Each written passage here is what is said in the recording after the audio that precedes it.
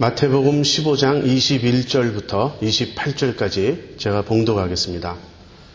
예수께서 거기서 나가사 두로와 시돈 지방으로 들어가시니 가나안 여자 하나가 그 지경에서 나와서 소리질러 가로되 주 다윗의 자손이여 나를 불쌍히 여기소서 내 딸이 흉악히 귀신 들렸나이다 하되 예수는 한 말씀도 대답지 아니하시니 제자들이 와서 청하여 말하되 그 여자가 우리 뒤에서 소리를 지르오니 보내소서. 예수께서 대답하여 가라사대 나는 이스라엘 집에 잃어버린 양 외에는 다른 데로 보내심을 받지 아니하였노라 하신대 여자가 와서 예수께 절하며 가로되 주여 저를 도우소서. 대답하여 가라사대 자녀의 떡을 취하여 개들에게 던짐이 마땅치 아니하니라. 여자가 가로되 주여 올소이다. 마는 개들도 제 주인의 상에서 떨어지는 부스러기를 먹나이다 하니 이에 예수께서 대답하여 가라사대 여자야 내 믿음이 크도다. 내 소원대로 되리라 하시니 그 시로부터 그의 딸이 나으니라. 우리 기독교는 믿음을 무척 강조합니다. 사람들이 기독교에 대해서 갖는 오해가 몇 가지 있는데 그중 하나는 기독교는 사랑하라는 종교가 아닌가, 착하게 살라는 그런 가르침이 아닌가, 그런 식으로 생각하는 것이에요. 그런데 그러한 이해는 기독교를 본질적으로 오해한 것입니다. 기독교는 사랑하라는 그런 가르침도 있고 착하게 살라는 그런 가르침도 있지만 그것이 가장 중심에 있지는 않아요. 다른 종교들은 사실 그렇게 말할 수도 있습니다. 대부분의 종교들이 가장 중요하게 여기는 것은 사실 도덕입니다. 어떻게 하면 인간답게 살 것인가? 어떻게 하면 착하게 살 것인가? 어떻게 하면 바르게 살 것인가? 그 문제를 다룹니다. 그런데 기독교에서는 그런 문제들의 접근함에 있어서 행위, 어떤 우리들의 도덕, 그런 것을 내세우지 않고 언제나 그보다 먼저 믿음을 강조합니다. 그래서 우리는 행위가 아니라 믿음으로만 구원받는다는 말을 성경에서 거듭 대하게 됩니다. 이 말은 행위를 무시해도 좋다는 말이 물론 아니에요. 행위도 무척 중요합니다.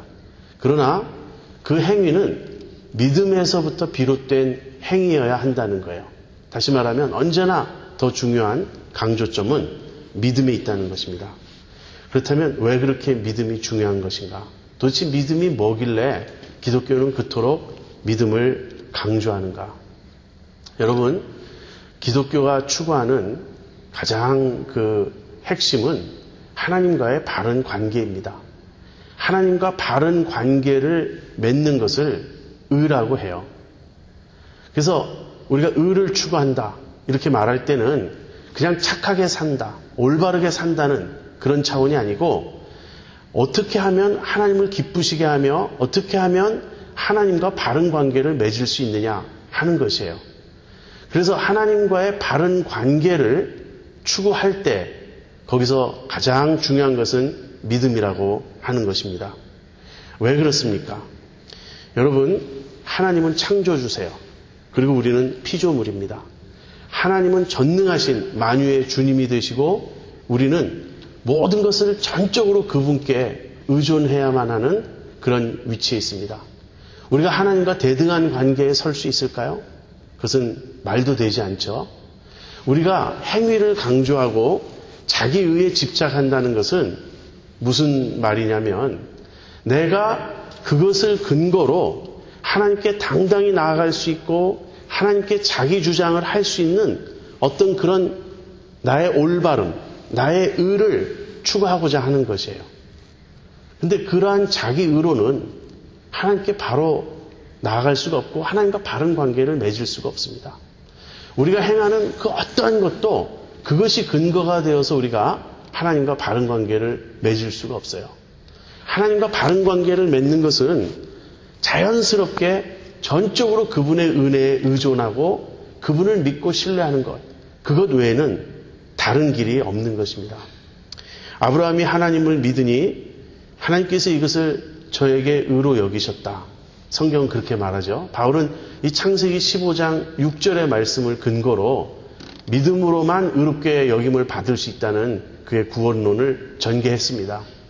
아브라함이 하나님을 믿음에 하나님께서 이것을 저에게 의로 여기셨다.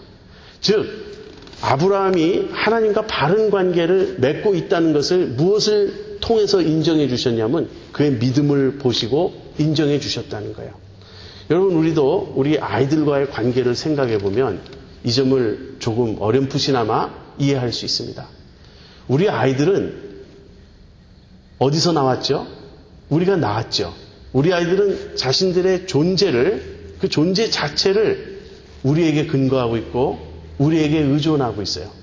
우리가 낳았기 때문에 그 아이들이 존재하는 것이죠. 물론 그렇다고 우리가 아이들의 주인이라는 그런 이야기는 아닙니다. 거슬러 올라가면 하나님께서 인간을 창조하셨고 우리들을 다 지으신 분입니다. 어쨌든 아이들은 존재 자체가 부모님으로부터 나왔어요. 그리고 자랄 때 그 모든 양육과 그 필요한 것들을 부모로부터 받았고 부모로부터 공급받았습니다. 그 자녀들이 부모와 맺는 바른 관계는 무엇이죠? 바로 부모를 의지하고 부모를 신뢰하고 부모를 믿는 것이에요. 아이들이 무슨 거래식으로 부모님과 이렇게 관계하면서 내가 이렇게 할 테니 부모님이 이렇게 해주셔야 됩니다. 그렇게 말할 수 있는 위치에 있질 않죠. 아이들이 부모님을 기쁘게 하기 위해서 어떤 일을 해도 또 어떤 부모님께 생일 선물이나 이런 걸 준비한다 해도 그 모든 것이 결국은 다 부모님으로부터 나오는 것이에요. 그래서 우리가 자녀들과 우리의 관계, 부모와 자식의 관계를 조금 생각해 보면 그 바른 관계의 모습은 부모는 사랑과 은혜를 베푸는 것이고 자식들은 부모의 그 사랑과 은혜를 믿고 신뢰하고 의존하는 것입니다. 그리고 그 의존 속에서 순종이 나오는 것이죠. 왜냐하면 부모님이 자기들보다 더 지혜롭기 때문에 부모님이 자기들보다 더 모든 걸 더 잘 알기 때문에 가장 최선의 길로 인도하신다는 것을 정말 믿는다면 부모님께 순종할 수밖에 없겠죠. 자, 이것이 기독교가 믿음을 강조하는 이유입니다. 믿음 외에는 하나님과 바른 관계를 맺을 수 있는 길이 없어요. 우리의 행위, 우리의 의, 그것들은 믿음에서 비롯되어 나오지 않는 한 그것을 근거로 우리가 하나님과 거래하듯이 대등한 관계에 설 수 있는 그런 어떤 것도 되지 못합니다. 자, 이렇게 믿음만이 하나님과 바른 관계를 맺을 수 있는 그런 유일한 길이고 믿음만이 하나님을 기쁘시게 하는 그런 조건이 되는데 믿음에 대해 많은 오해가 있습니다. 우리가 믿음을 강조하다 보면 사람들은 그 믿음에 대한 오해 때문에 그러한 강조에 대해서 거부 반응을 일으켜요. 어떤 사람들은 믿음을 믿을 수 없는 것을 믿는 것이라고 생각합니다. 믿어지지 않는 것을 믿는 것이 믿음이라고 생각해요. 그래서 특별히 기적 같은 거. 기적은 정말 믿어지지 않는데 어떻게 사람이 물 위를 걷는단 말인가?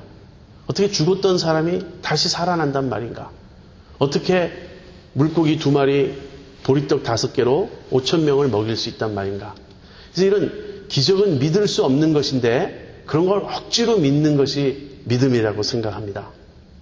물론 그런 기적이나 초자연적 역사, 또 하나님이 우리를 사랑하신다는 이런 이야기들은 우리가 쉽게 받아들일 수 없는 그런 측면이 있습니다. 왜냐하면 우리의 경험과 눈에 보이는 것과 많이 다르기 때문에. 그러나 그런 문제들도 우리가 좀 더 깊이 들어가서 생각해 보면 그것 역시 믿음의 문제예요. 기적은 일어날 수 없다는 것은 또 다른 믿음입니다. 기적이 일어날 수 있다고 믿는 것도 믿음이지만 기적은 일어날 수 없다고 하는 것도 또 다른 믿음이에요. 이 자연이 전부라고 하는 것도 믿음이지만 이 초자연이 있다고 믿는 것도 믿음이지만 자연이 전부라고 생각하는 것도 믿음이에요. 아무튼 이런 것이 믿음에 대한 오해입니다. 어떤 사람들은 믿어야 할 것을 안 믿습니다. 이것을 불신이라 그래요. 그런가 하면 믿지 말아야 할 것을 믿는 사람들이 있습니다. 이것을 미신이라 그래요. 그리고 믿을 수 없는 것을 억지로 믿는 그런 것이 있습니다. 그것을 맹신이라고 말합니다. 기독교는 미신도 맹신도 아니에요. 우리가 말하는 믿음이란 참으로 믿을 만한 것을 믿는 것입니다. 믿을 수밖에 없는 것을 믿는 것입니다. 우리의 믿음의 대상이 정말 확고하기 때문에, 진리이기 때문에, 사시고 참되신 하나님이신 것을 우리가 알기 때문에 그것을 인정하는 것이 기독교적 신앙이고 믿음이에요. 그래서 우리에게 있어서 우리가 믿음을 말할 때 가장 중요한 것은 도대체 하나님이 어떤 분이시냐 하는 것입니다. 하나님에 대한 바른 이해가 정말 있다면 그것이 선행될 때 믿음은 뒤따라오게 되어 있어요. 바로 이러한 믿음의 측면을 오늘 본문을 통해서 좀 살펴보려고 합니다. 여기 가나안 여인의 이야기가 나와요. 예수님이 한 번은 두로와 시돈 지역을 가시게 되었습니다. 여러분, 두로와 시돈이란 이 이스라엘 땅 북쪽에 갈릴리라는 지역이죠. 갈릴리에서도 더 북쪽이에요. 그래서 이방인들이 거하는 그런 지역입니다. 예수님이 두로와 시돈 지역으로 가셨다는 것은 이 이방인 땅으로 가셨다. 이스라엘의 경계 밖으로 가셨다. 이제 그런 뜻이 되겠습니다. 그 땅은 어떤 땅입니까? 그 땅은 이교도들의 땅이에요. 이방인들의 땅이에요. 그래서 예수님이 두로와 시돈 지역을 지나실 때 한 여인을 만나게 됩니다. 이 여인을 마태는 가나안 여인이라고 표현해요. 그런데 마가복음에 똑같은 이야기가 나오는 본문에서는 수로보니게 여인이라고 표현합니다. 수로보니게 여인이라고 표현할 때는 그 표현에 어떤 부정적인 느낌이 없어요. 그런데 마태는 굳이 수로보니게 여인이라는 그 표현을 쓰지 않고 가나안 여자라는 표현을 씁니다. 이것은 의도적이에요. 왜 그렇습니까? 가나안 여자 이런 표현을 할 때에는 거기에는 유대인들이 가나안인들, 정확히 이야기하면 그 지역에 사는 이방인들을 경멸하는 그런 느낌이 그 속에 담겨져 있어요. 왜 일본에서 조센진이라는 말을 쓸 때 그 조선 사람이라는 말 아닙니까? 그래서 그 말 자체가 틀린 말이 아니에요. 그렇지만 그 말에 담긴 어감은 경멸과 어떤 조소가 담겨져 있는 것이죠. 그래서 조센징 하면은 조선 사람이라는 문자적인 뜻이지만 그것보다는 우리 한국 사람들을 비하하고 경멸하는 그런 의미로 우리가 받아들이게 되죠. 가나안 여자라는 말도 마찬가지예요. 사실 그대로예요. 가나안 여자예요. 그렇지만 가나안 여자라고 표현하게 되면 유대인들의 눈에는 비하시키는 것이고 경멸하는 것이고 무시하는 그런 느낌이 담겨 있는 것입니다. 이 가나안 여자가 예수님께로 왔어요. 그런데 이 가나안 여자의 입에서 나오는 고백이 참 놀랍습니다. 주 다윗의 자손이여, 그렇게 고백하는 거예요. 주 다윗의 자손이여, 나를 불쌍히 여기소서. 내 딸이 귀신 들렸나이다. 내 딸을 고쳐주십시오. 주 다윗의 자손이여. 무슨 이야기입니까? 비록 이방인 여인이었지만, 가나안 여인이었지만 예수님에 대한 바른 신앙 고백을 하고 있는 거예요. 예수님이 다윗의 자손, 메시아로 오신 분이라는 것을 이 여인은 믿고 있었습니다. 그래서 큰 소리로 예수님을 부르면서 예수님에 대한 신앙을 고백하면서 그 도움을 요청하고 있는 이제 그런 장면이에요. 그런데 여기에 대한 예수님의 반응이 정말 놀랍습니다. 저는 성경을 읽다가 이 본문을 대하면서 내가 알던 예수님 맞나? 이런 생각이 들어요. 이 예수님이 이 여인의 외침에 대해서 반응하시는 모습은 세 단계로 드러납니다. 첫 번째는 침묵이에요. 아무 대답을 하지 않습니다. 이 침묵은 일종의 회피입니다. 그냥 비켜가는 거예요. 못 들은 척 하는 것입니다. 아예 관계를 맺지 않고자 하는 것이에요. 그러니까 이 여인은 예수님이 침묵하자 더 큰 소리로 내 말을 못 알아들으셨나? 아무튼 더 큰 소리로 예수님을 부릅니다. 그러자 제자들이 저 여인을 보내소서. 저 여인이 저렇게 우리를 시끄럽게 쫓아오는데 왜 예수님 아무 말씀도 안 하십니까? 어떤 조치를 취하십시오. 이렇게 옆에서 독촉을 합니다. 그때 예수님이 두 번째 반응을 보이시는데 이 두 번째 반응은 거부예요. 즉 나는 이스라엘의 집에 잃어버린 양들에게만 보내심을 받았다. 예수님의 사역을 이방인들에게로는 이 공개하지 않으시고 이스라엘 안으로만 국한해서 말씀하셨습니다. 그런데 이것은 사실이에요. 이것은 하나님의 구원 계획이 이방인들을 제외하고 유대인들만을 포함한다는 뜻이 아니고 예수님이 지상 사역 동안에 그분의 공생애 동안에는 유대인들을 1차적으로 대상으로 해서 사역하도록 그렇게 계획이 되어 있었습니다. 그 다음에 이제 예수님의 제자들이 예수님의 그 보내심을 받아 지상 사명을 받고 예수님이 승천하신 후에 모든 민족에게로 나가도록 그래서 구원의 복음이 먼저는 유대인에게 전파되고 그 다음에 유대인에게 먼저 기회를 준 후에 그 다음에 이방인에게로 전파되도록 하는 것이 이 하나님의 구원 계획의 한 부분이었어요. 그래서 이것은 이방인을 도외시한 것도 아니고 제외한 것도 아니고 무시한 것도 아니고 순차적인 그러한 진행이라는 것입니다. 그래서 어쨌든 예수님은 그렇게 사실적인 팩트를 가지고 말씀하세요. 내가 온 것은 1차적으로 유대인들에게 사역을 하기 위해서이다. 이 말 속에는 당신은 이방인이니 나하고 관계가 없다. 지금 내 사역의 대상이 되지 못하고 있다. 당신의 때는 아직 아니다. 좀 더 기다리면 복음이 이방인에게 전파될 때가 될 터인데 그때나 보자. 이런 식이죠. 자, 이것은 거부입니다. 나는 당신과 관계가 없다. 당신은 내 사역의 대상이 아니다. 예수님이 이렇게 말씀하시는 거예요. 첫 번째 침묵의 반응은 예수님이 일종의 도피하시는 거죠. 회피하시는 거죠. 그래서 간접적인 거부입니다. 그런데 이제 말씀으로 반응하신 것은 직접적인 거부예요. 그런데 이 여인이 이런 말에도 굴하지 않고 또 예수님을 계속 찾는 거예요. 나를 불쌍히 여기소서 주 다윗의 자손이요.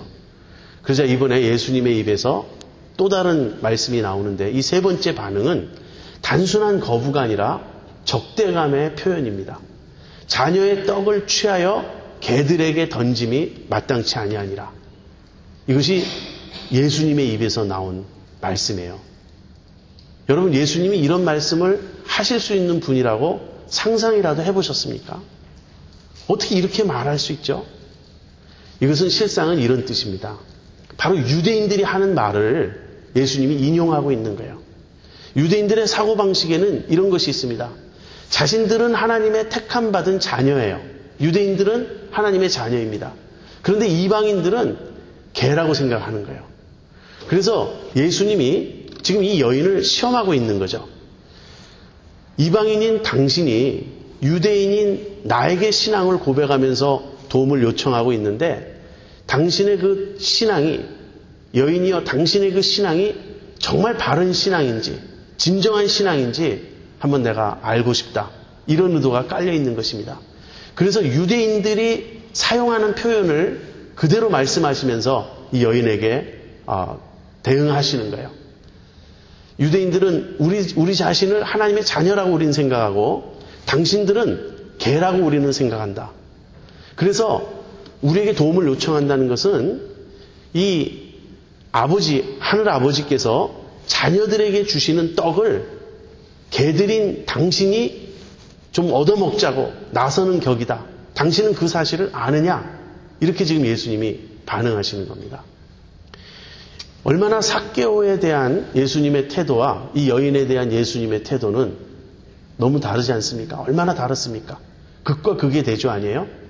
사실 삭개오도 이제 민족적으로 유대인에 속했다는 것 하나뿐이지 그 사람들로부터 경멸의 대상이 되고 거부당하고 이렇게 왕따당하기는 마찬가지예요.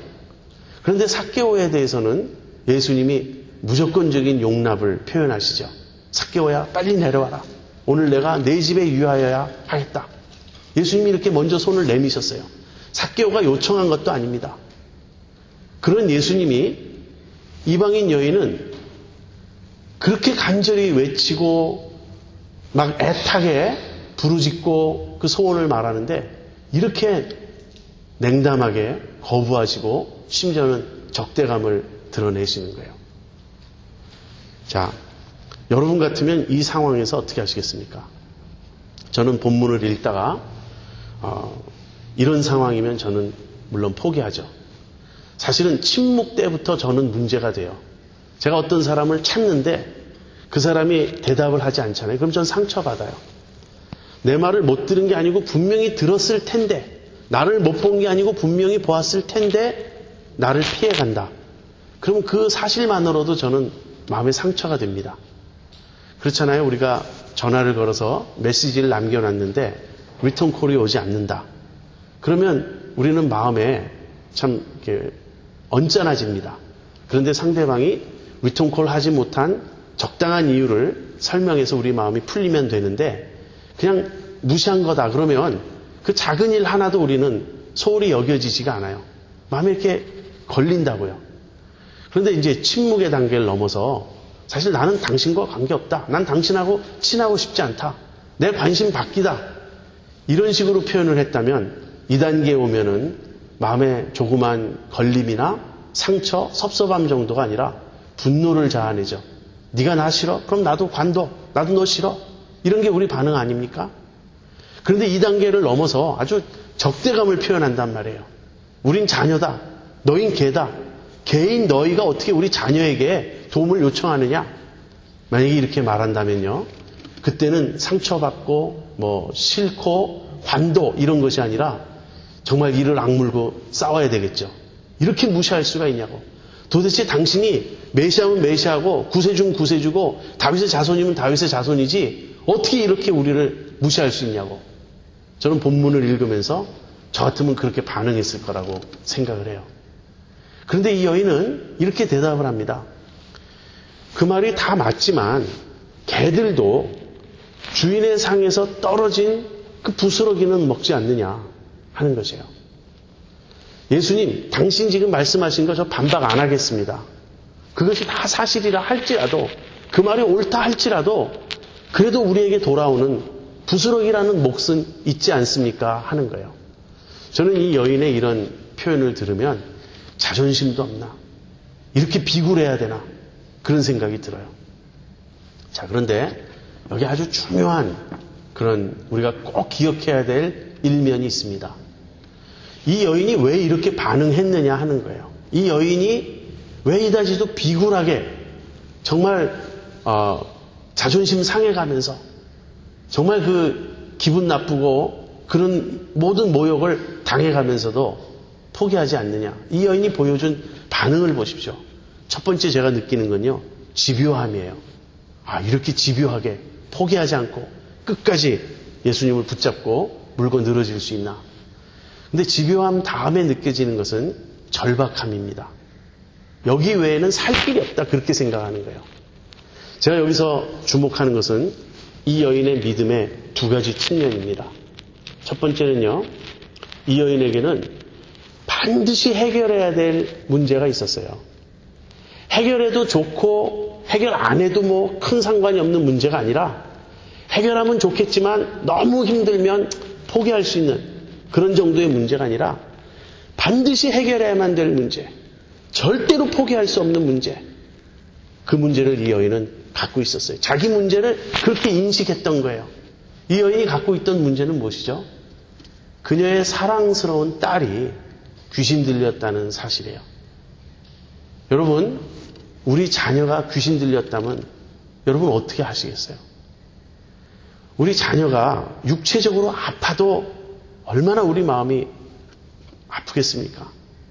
근데 우리 자녀들이 육체적으로 힘든 것보다 더 힘든 건 아마 정신적으로 이상이 오는 걸 거예요. 깊은 우울증에 빠진다든지 또는 자폐증에 빠진다든지 아니면 정신지체화가 되어서 정박아가 된다든지 그런 것도 얼마나 우리 마음을 아프게 하겠습니까? 그런데 그것보다 한 걸음 더 나아가 귀신 들렸단 말이에요. 우리 아이들이 귀신 들렸다. 우리 아이가 귀신 들렸다. 이것처럼 부모의 마음을 무너지게 하는 일은 없을 것입니다. 이것은 그냥 넘어갈 수 없는 문제예요. 이것은 반드시 해결해야 될 문제입니다. 그래서 이 여인에게는 뒤로 물러설 곳이 없었어요. 죽기 살기로 여기밖에는 길이 없는 거예요. 이 문제는 반드시 해결해야 됩니다. 여러분, 조금 뒤에 가서 적용하려고 생각했던 문제지만 지금 여기서 좀 이야기하죠. 우리 자녀들의 신앙 문제가 바로 이것입니다. 우리가 자녀들의 믿음을 위해서는요, 이 여인 같은 믿음으로 나아가야 돼요. 우리 아이들이 예수님 안 믿고 그냥 불신의 길로 일생 간다고 여러분 생각하시면 이 여인의 이 입장에 우리가 서야 하는 것입니다. 정말 우리 아이들이 어떤 일이 있더라도 예수 믿어야 돼요. 그 일을 위해서라면 내가 무슨 일이든 하겠다라는 그 마음에 우리 자세가 있어야 됩니다. 우리가 기도해야 됩니다. 우리 아이들 위해서 기도해야 되고요. 필요하면 금식도 해야 되고요. 내가 우리 아이들에게 본이 되지 못했다. 이것을 깨달으면 정말 회개하고 우리가 본이 되어야 되겠고, 무슨 일이 있더라도 우리 아이들 예수 믿는 아이들 되게 해야 되지 않겠습니까? 아무튼 이 여인의 첫 번째, 이 여인이 가지고 있었던 그 상황에 대한 인식의 첫 번째는 나에게는 반드시 해결해야만 될 문제가 있다. 그 문제를 해결하기 위해서는 내 자존심, 그런 건 전혀 문제가 되지 않아요. 자존심이 구겨질 대로 구겨져도, 내 이름이 뭐 땅바닥에 짓밟혀도, 내가 어떤 모욕을 당해도 그건 아무 문제가 되지 않아요. 이 문제만큼은 반드시 해결해야 된다 하는 그 인식이었습니다. 그 다음에 두 번째, 이것이 더 중요합니다. 예수님은 반드시 자기 딸의 문제를 고쳐주실 수 있는 분이라는 걸 이 여인은 확신하고 있었어요. 왜 예수님께 포기하지 않았습니까? 왜 예수님을 끝까지 붙잡고 물고 늘어졌습니까? 예수님이 어떠한 분이신지 이 여인은 분명히 알았던 거예요.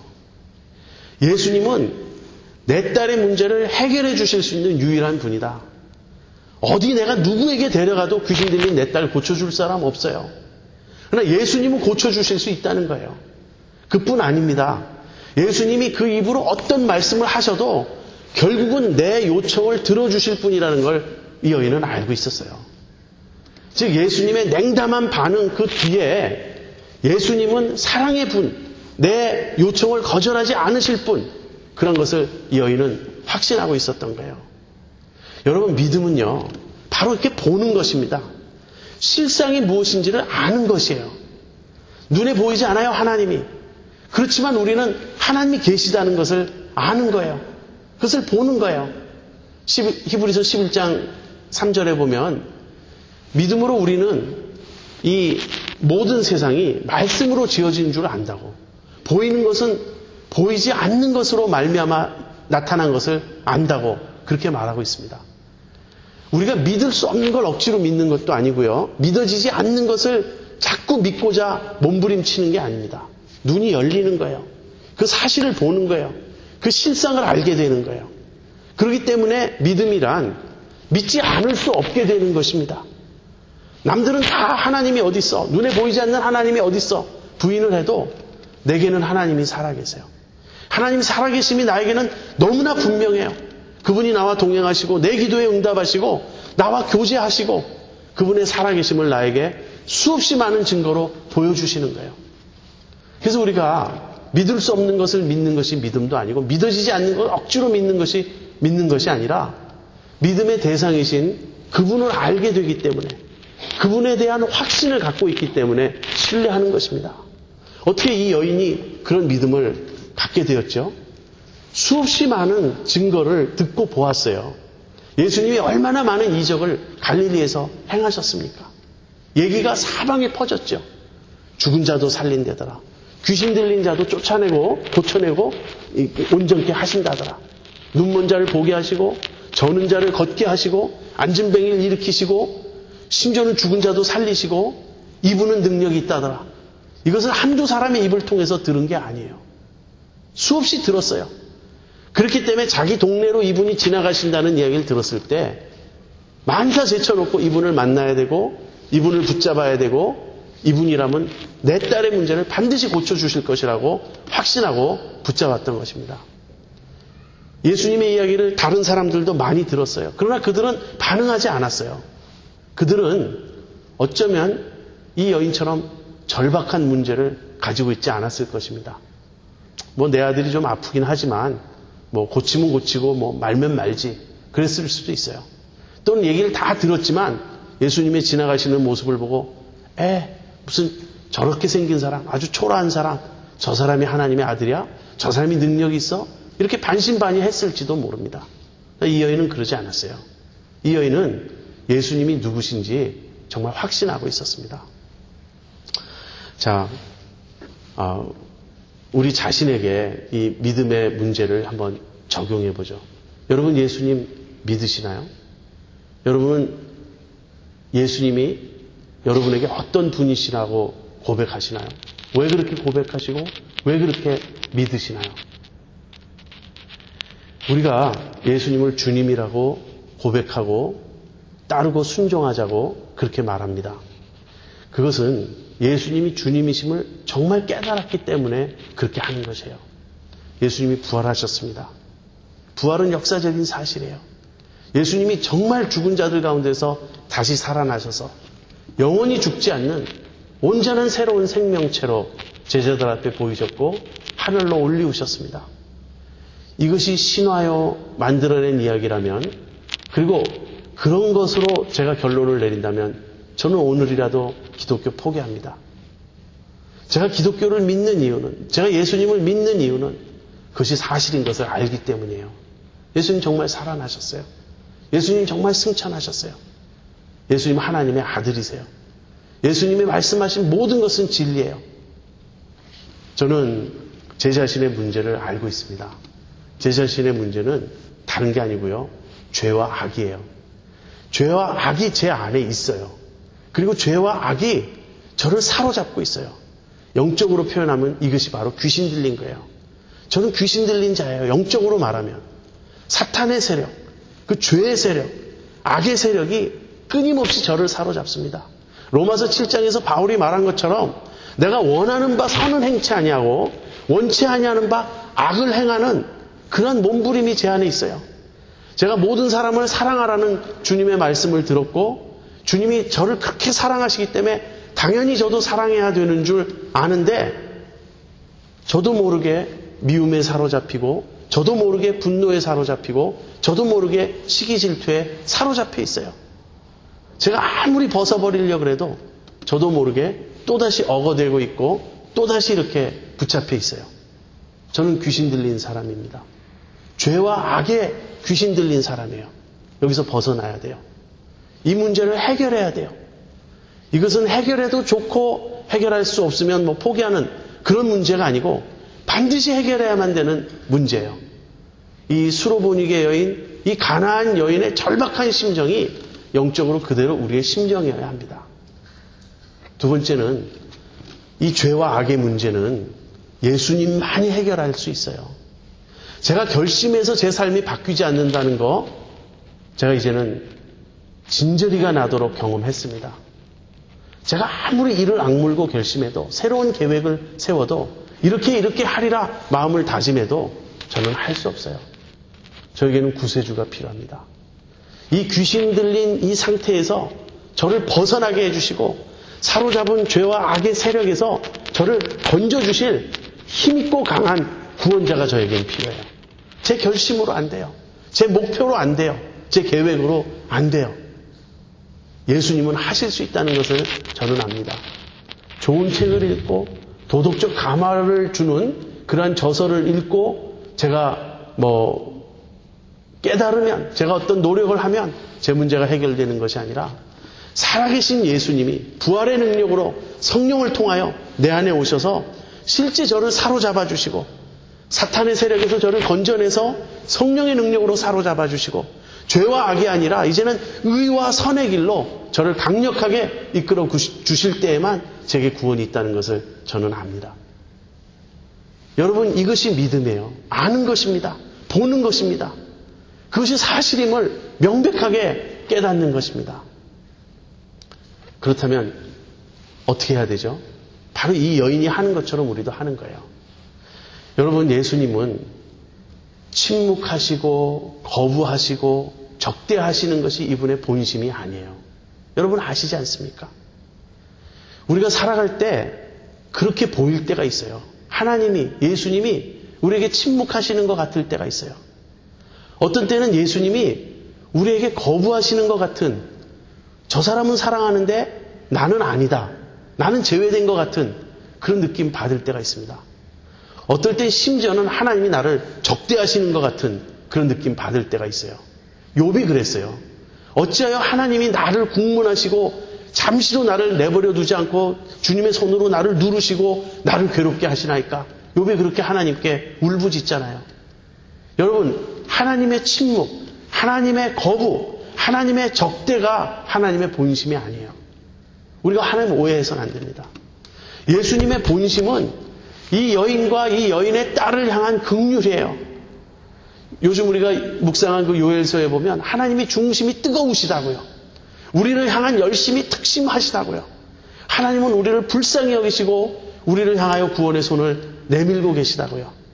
우리가 이것을 믿어야 됩니다. 이 여인처럼 믿어야 돼요. 하나님, 우리는 뒤돌아 설 수 있는 그런 길이 없습니다. 저를 긍휼히 여겨 주십시오. 우리 아이들을 긍휼히 여겨 주십시오. 우리가 하나님 뜻대로 살기 위해서는 하나님의 도움이 필요합니다. 예수님의 구원이 필요합니다. 성령님의 능력이 필요합니다. 이것이 믿음입니다. 여러분, 예수님 만나셨습니까? 예수님이 여러분에게 어떠한 모습으로 찾아오시나요? 예수님의 모습이 때때로 침묵처럼 보일 때, 때때로 거부처럼 보일 때, 때때로 나를 적대시하는 것처럼 보일 때, 그것은 사탄이 가져다주는 오해라는 것, 여러분 기억하십시오. 예수님의 본심은 그것이 아니에요. 예수님은 이 여인을 테스트하신 겁니다.